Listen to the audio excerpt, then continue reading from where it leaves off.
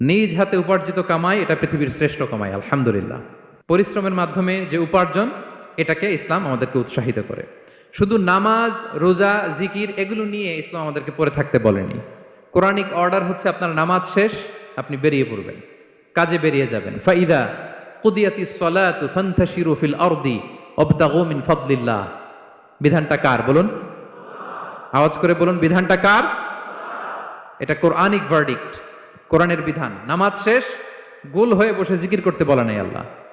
আল্লাহ বলেছে ফান্তাশিরু ফিল আরদ ওয়াবতাগু মিন ফাদলিল্লাহ, জমিনে ছড়িয়ে পড়ো, আল্লাহ রিজিক তালাশ করো। নামাজ শেষ, বেরিয়ে যাবেন। কৃষক চলে যাবে মাঠে,